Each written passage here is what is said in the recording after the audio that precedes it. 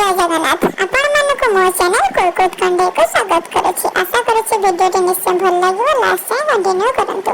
आज जो रेसिपी आपण मानक सहित शेयर करबा पई जाउची से रेसिपी बनने पई हमको बहुत स्ट्रगल करबा पई पड़छ। देखंतु से स्ट्रगल कोन पिलाटी कदळीर फूल को काटिबा पई केते कष्ट करूची, सीढ़ी लगे के ताको काटुची एवं शेषरे काटि ही देची। शाबाश। तो काटि सारबा परे हम से कदळी फूल को नै आसिलु।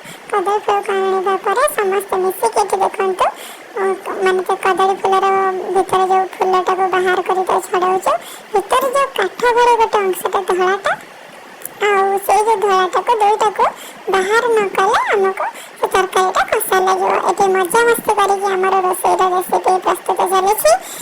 हमर देखंतु एते आलू आ कदळी भनर फूल को काटि के भल भाबर रखि देछु।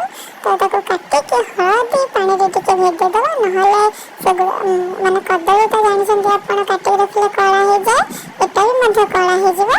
तो सेते पय हम छिटको टिके हळदी पानी रे पके दबा। एबे हम ताको गोटे जगह रे नेके सिझे दबा, टिके हळदी पानी और लूण देके 5 मिनिट पय सिझे नबा। माने अल्प सिझे बेसी किछ सिझेबा आवश्यक नै, कारण हम ताको पर जतबे संतुलिबा पानी देके सिझेबा से सिझी जिवो। एठी गले सिझौछन काहे कि कारण कसा लागो।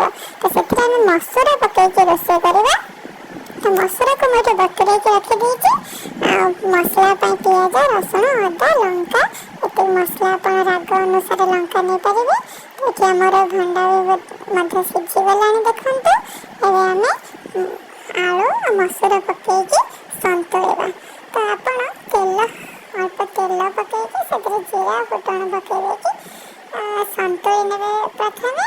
तो आ सिझे के रखिथिबा कदळीर फूल जो ताको पके के संतुली नेबा। संतुलिला बेले स्वाद अनुसार लूण हळदी पके के सेतरे अल्प पानी देके सिझिबा जाय। आलू जदि आपणकर भल भाବରେ सिझि जायते अधिक पानी देबेनी। तो आलू न सिझे तो अधिक पानी देके ताको सिझेई नेबा। तो सिझी गला परे हम ताको ओजाड़ी दे मसला जो प्रस्तुत करिथिले से तेल तेजपत्र फुटण प्याज आ मसला को पके भल भाବରେ कसी नेबा। आ सिझे के जो रखिथिबा भंडा आलू मसूर पके ताको एबे हम एथरे दे देबा। एबे हमर प्रस्तुत हे गला कदळी भंडा तरकारी। आर टेस्ट पूरा मटन भया।